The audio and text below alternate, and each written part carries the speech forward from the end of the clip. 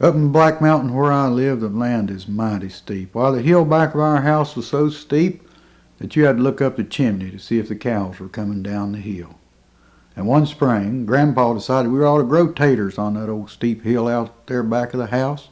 But you know, that hill was too steep to climb. Why, we couldn't get up there to plant those taters. Finally, we just stood back and shot 'em into the ground with a shotgun. Boom!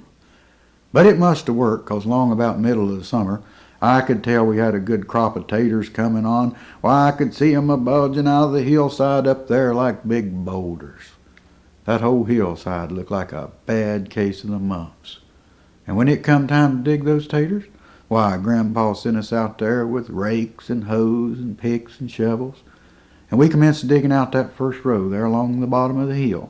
Now, we hadn't no more'n finished with it when all at once the ground began to shake and the air filled with dust, and I looked back down through there, and don't you know, where we had dug out that first row of taters, why, we had undermined that whole hillside.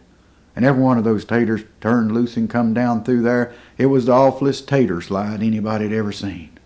Well, it was a terrible avalanche of tubers, a regular preponderance of potatoes. Took out the chicken pen and the hog pen, and we ran for the house just as fast as we could go. Just barely made it in the back door of that old shack before those taters began to pile up on the house. Well, sir, when the dust settled and the air cleared, we couldn't see a bit of light coming through any crack or window in that old place, and we realized that that house was completely buried in taters. And you know, it took us almost 2 weeks to eat our way out to the outhouse, and buddy, we were glad to get there, now let me tell you.